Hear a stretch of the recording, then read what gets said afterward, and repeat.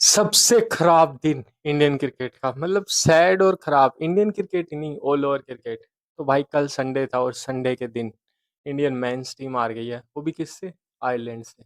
और Indian women's team अपना semifinal के लिए क्वालिफाई करने के लिए जो सबसे जरूरी मैच था, ग्रुप स्टेज का लास्ट मैच ऑस्ट्रेलिया से, वो भी हार गई है। और उससे ऊपर भाई one of the my favourite cricketers Ben Stokes ने बोल दिया है कि भाई ये मेरा लास्ट मैच होगा आज।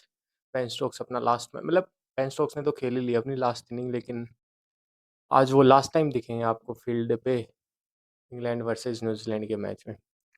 तो भाई अगर किसी से भी बात बात तो I think India versus Ireland से शुरू करते हैं। आई थिंक हिस्टोरिक अब आ रही है सूर्या दादा की याद भाई सबको।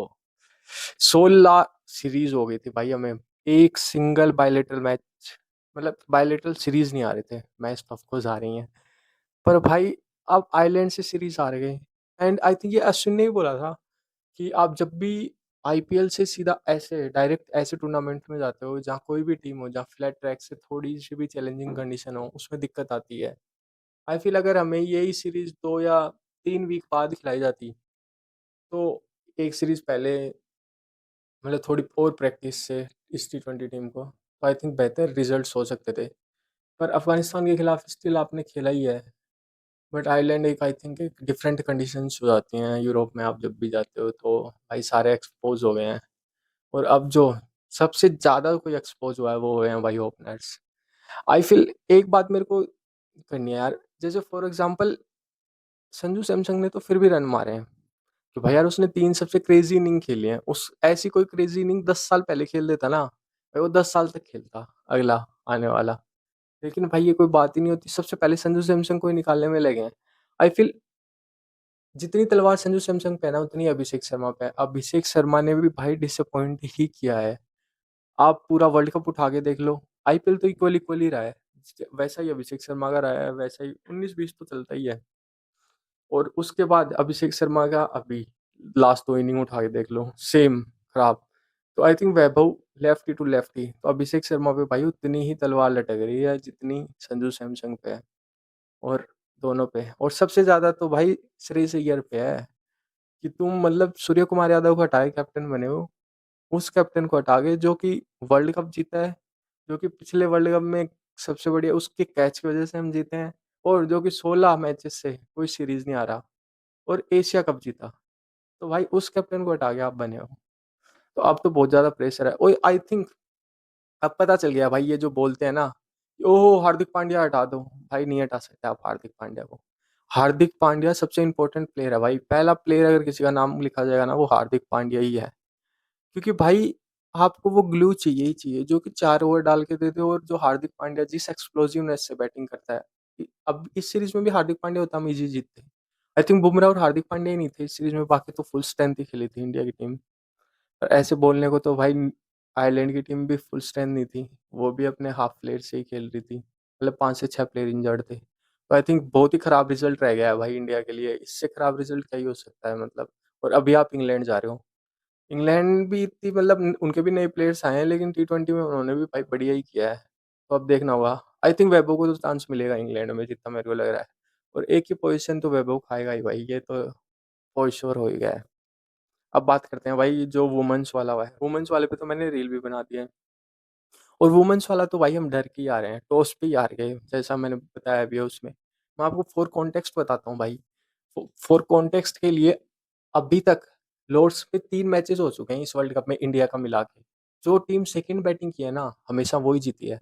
और इंडिया टॉस जीत के क्या करती है भाई, इंडिया टॉस जीत के बैटिंग करती है कि, और हरमनप्रीत कौर को पता है क्या बोलती है जब टॉस जीती है, कि हमें बैटिंग फ्रीली करनी है, मतलब फ्री फ्लोइंग बैटिंग करनी है, प्रेशर नहीं लेना, खुल के रन मारने हैं, इसलिए हम पहले बैटिंग करते हैं। और जब बैटिंग करने आते हैं तो इंडिया के टॉप 3 बैट्समैन है ना भाई, स्मृति, शेफाली और जमाइमा रोड्रिग्स ने 106 रन बनाए 15 ओवर 90 बॉल में, भाई से फ्रीली बैटिंग करते हैं। तो आप पे प्रेशर था ही, जब यही प्रेशर यार लेना ही था सेकंड इनिंग में ले लेते, ये वाला भी प्रेशर लेना था तो। और सेकंड इनिंग में तो बेहतर हो रहा है हमारे लिए, हमेशा बेहतर डिसीजंस रहे हैं, हम अक्सर चेज कर देते हैं। क्योंकि ऑस्ट्रेलिया भाई एक बॉलिंग हैवी साइड नहीं है, मतलब बैटिंग हैवी साइड है, उनके 11 नंबर तक बैटिंग जाती है। मतलब जो लूसी हैमिल्टन उनके 11 नंबर के प्लेयर है, और जिसने आईपीएल में दिल्ली में खेलते हुए छक्के मारे हैं दूर दूर, तो उनके 11 के 11 प्लेयर बैटिंग करते हैं। तो यार उनको रोकना बहुत मुश्किल है बैटिंग में, वो भी चेज़ में कि तुम 11 के 11 प्लेयर्स को आउट कर जाओ। वो होता है भाई, वो 10-11 मैचेस में 1 बार होता है, रोज़ की रोज़ नहीं होता। और सबसे बड़ी दिक्कत की बात तो यही है कि आपको प्रेशर लेना ही क्यों है? भाई हम ऑस्ट्रेलिया के पीछे लगे हुए हैं इतने दिनों से, मतलब हमने ऑस्ट्रेलिया को हराया है, तो क्यों प्रेशर लेना भाई, किस बात का? पर वही है, मतलब एक्सपेक्टेशंस तो होती हैं भाई इंडिया में, तो आई थिंक उसी के नीचे दब गई। और अब सबसे कमाल की बात ये है कि अब तो अकाउंटेबिलिटी भी कौन लेगा? हरमनप्रीत कौर भी भाई तभी अकाउंटेबिलिटी लेती है, तब रन्स नहीं आते। अब तो हरमनप्रीत कौर के भी रन्स आ गए हैं। हरमनप्रीत कौर भी बोल देगी कि भाई मेरे तो रन्स आए हैं, बाकियों के नहीं आए। तो आई फ़ील अब तो कुछ नहीं होने वाला, सेम ही टीम खेलेगी। और आई थिंक हमें टीम पे भी हास होने की ज़रूरत नहीं है। जैसे हम देख रहे थे यार, इंजरी बहुत ज़्यादा थी। जैसे मैंने पहले वीडियो बनाई थी, इससे पहले आप देख सकते हो, साउथ अफ्रीका से जब हम हारे थे, तब मैंने बोला था कि भाई हम ऐसे वर्ल्ड कप नहीं जीत रहे। सेम उसका एक ही रीज़न था भाई, कॉम्बिनेशन। हमें कॉम्बिनेशन नहीं मिला भाई। श्रेयंका पाटिल इंजर्ड हो गई, और सबसे बड़ी दिक्कत की बात है, हमारे पास सिर्फ 2 पेस बॉलर्स हैं। और जो हमारा जो तीसरा पेस बॉलर होती है, जो ऑलराउंडर होती, अमनजोत कौर, वो इंजर्ड हो गई भाई। और उसको रिप्लेस करने वाली प्लेयर काशी गौतम, वो भी इंजर्ड हो गई। तो जब इतने इतने कॉम्बिनेशन मिल जाए ना आपके 4-5 बेस्ट प्लेयर्स, जो कि आपको ग्लू की तरह काम करते हैं। आई थिंक ये मेंस क्रिकेट में भी देखा है, हार्दिक पांड्या ग्लू की तरह काम करता है 2 लोगों के बीच में, टॉप ऑर्डर और लोअर ऑर्डर के बीच में। सेम जो ये प्लेयर्स होते हैं ना, जो ऑलराउंडर प्लेयर्स होते हैं, अगर ये इंजर्ड हो जाते हैं ना, और ये आपके one of the major players हैं उस कॉम्बिनेशन में बैठाने के लिए, और आपके पास रिप्लेस करने के लिए सेम लेवल ऑफ प्लेयर नहीं है, मतलब अगर 20 है तो भी अगर 19 लेवल का भी प्लेयर नहीं है आपके पास रिप्लेस करने के लिए, तो सबसे बड़ी दिक्कत आती है। और इसीलिए भाई इंडियन टीम बाहर भी है। और जिन 2 टीमों को हमने हराया था वर्ल्ड कप जीतने के लिए, ऑस्ट्रेलिया और साउथ अफ्रीका, वो दोनों भाई क्वालीफाई कर गई हैं सेमीफाइनल के लिए। आई थिंक ऑस्ट्रेलिया ही है भाई अब तो क्लियर फेवरेट्स। और फाइनली अगर बात करें तो भाई हम बेन स्टोक्स, तो भाई बेन स्टोक्स को सब याद रखते हैं। मैं मतलब शुरू से बताता हूँ कि बेन स्टोक्स को सब याद रखते हैं, वही 2019 19 वाला वर्ल्ड कप तो है ही है। उससे पहले भी अगर याद रखते हैं तो वही कि भाई ने 4 छक्के खाए थे कार्लोस ब्रेथवेट से। पर भाई मेरे को जब मैं स्कूल टाइम में हुआ करता था, और तब से मेरे को याद है बेन स्टोक्स ने एक इनिंग खेली थी जब हम अखबार में ही पढ़ा करते थे। और बेन स्टोक्स ने एक तगड़ी इनिंग खेली थी पर्थ में लास्ट मैच में, और वो मैच ड्रॉ कराया था, 100 मारा था पर्थ के विकेट पे। और आई थिंक पर्थ के विकेट भाई आज के बच्चों ने तो मुझे नहीं पता, लेकिन हम जैसे जैसे फॉर एग्जांपल 22-23 साल के हैं, उन्होंने देखा है भाई। नेथन लायन की एक बॉल है जो डेविड वार्नर ने कैच किया है भाई, इतने इतने खड्डे होते थे पर्थ की पिच पे, उस पिच पे आके भाई बेन स्टोक्स ने रन मारे हुए हैं। तो आई थिंक बेन स्टोक्स वो कैलिबर का प्लेयर उस टाइम भाई था ही, और आज भी उतने ही कैलिबर का प्लेयर है। आज भी बेन स्टोक्स सब कुछ करता है, बॉलिंग से लेके बैटिंग, सिंगल हैंडेडली इंग्लैंड को एसिस में देख लो, यहाँ देख लो, सिंगल जब विकेट नहीं आ रही होती कुत्तों की तरह बॉलिंग कर रहा होता है कि भाई डाल रहा है, डाल रहा है, डाल रहा है, और आउट भी कर रहा है। और उसके बाद आई थिंक रिडेम्पशन वो ही रही है जो एक प्रॉपर एथलीट की कहानी होती है ना भाई बेन स्टोक्स की, इसीलिए इंस्पायर भी करती है कि अप डाउन अप डाउन। पहले 2016 में 4 छक्के खाए तो बिल्कुल डाउन आ गया कि भाई इससे तो कैसे ही कोई प्लेयर उठेगा। फिर 19 में आके सिंगल हैंडेडली वर्ल्ड कप जिता दिया। आई थिंक सब वो फाइनल की इनिंग याद रखते हैं, लेकिन आई थिंक बेन स्टोक्स ने पूरा टूर्नामेंट इतना क्रेजी खेला था।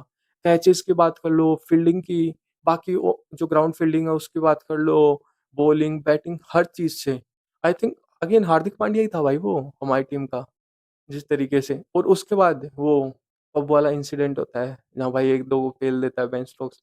उसके बाद वो डाउन मोमेंट आ जाता है करियर में कि अब, और उसके बाद भाई वो एसिस की हेडिंगली वाली इनिंग जो 135 रन मारे हैं, 80 रन लास्ट विकेट के लिए, तो वो भी क्रेजी था।